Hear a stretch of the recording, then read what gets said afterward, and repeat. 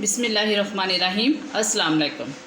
सियालकोटी पकवान की तरफ से खुश आमदीद। आज मैं बना रही हूँ बीफ टिक्का। तो उसके लिए ये मैंने बोनलेस बीफ ली है, तकरीबन 2 किलो। तो इसको सबसे पहले मैं मीट टेंडराइज़र लगा के रख दूँगी। तो उसके बाद फिर अगली इसकी मैरिनेशन करेंगे। ये माशाल्लाह जिस तरीके से मैं बना रही हूँ और आप लोगों को ये रेसिपी दे रही हूँ, तो इससे बहुत ज़्यादा जूसी और नरम बनेगी इंशाल्लाह ताला। तो इसके लिए सबसे पहले ये मैंने मीट टेंडराइज़र लिया है। ये 2 किलो मेरा बीफ है, तो तकरीबन 2 टेबल स्पून जो है वो मैं इसको लगाऊंगी, क्योंकि 1 किलो को 1 टेबल स्पून लगता है। तो ये इसको लगा के तो कम से कम मैं इसको पहले 1 घंटा छोड़ दूँगी। इसको अच्छी तरह से मैरिनेट कर लूँ मैं,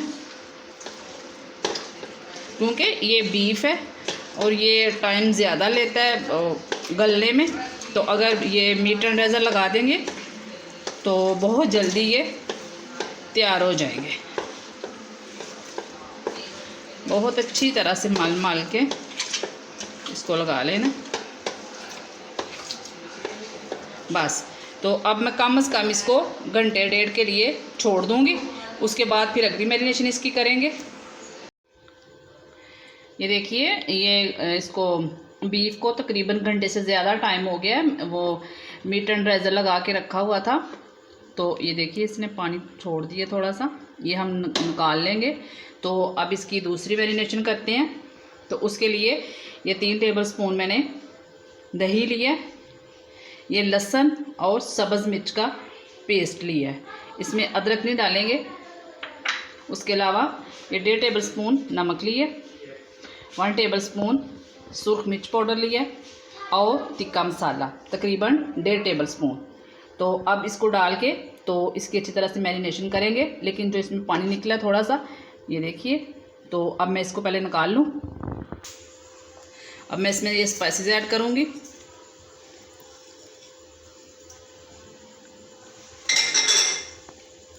ये लहसुन और सब्ज़ मिर्च का पेस्ट,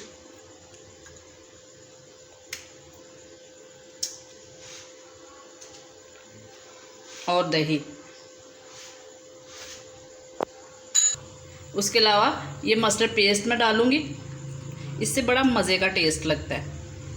तकरीबन 1.5 टेबल स्पून। अब मैं इसको मिक्स करूँगी।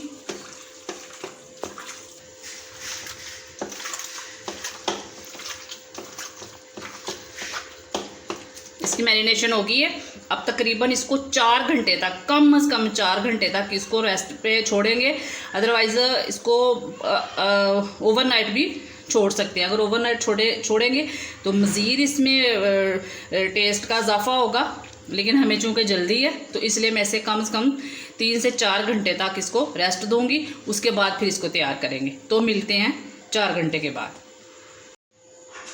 तकरीबन 3 घंटे हो गए हैं इसको मैरिनेट करके रखा हुआ था। तो ये देखें, बड़ी अच्छी तरह से इसकी मैरिनेशन हो गई है। तो अब इसको इस तरह की मैंने ये सीखें ली हैं, इनमें पिरो लेंगे। एक जैसी लेनी है, हर सीख में एक जैसी पिरोइएगा, ऐसे।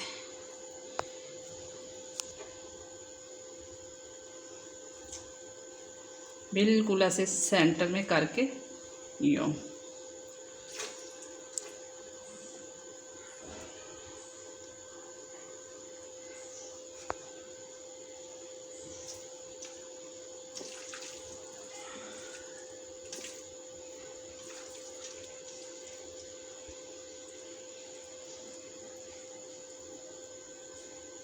ऐसे तकरीबन ये 5-5 में इसमें पिरोऊंगी।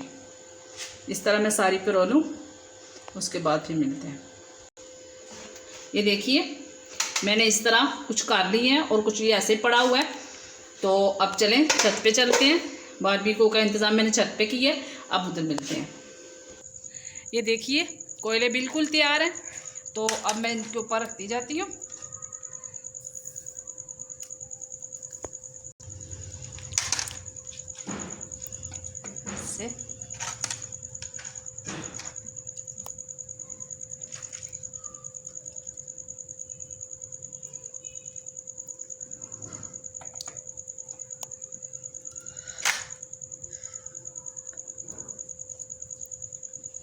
इसको तकरीबन 15 से 20 मिनट एक साइड पकाएंगे और 15 से 20 मिनट ही दूसरी साइड।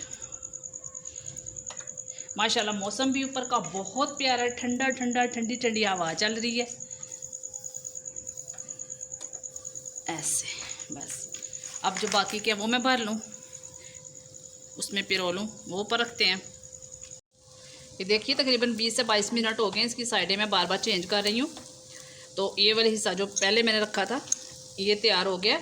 अब मैं इसके ऊपर ऑयल डालूँगी।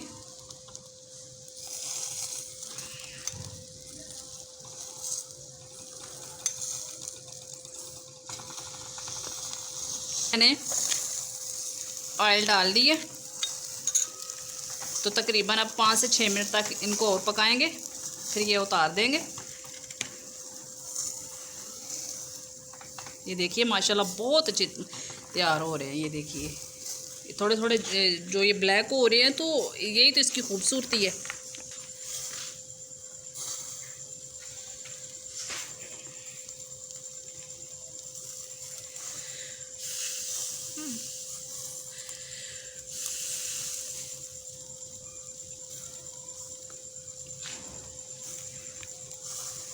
देखिए ये वाले तैयार हो चुके हैं, तो इनको मैं उतार लूँगी।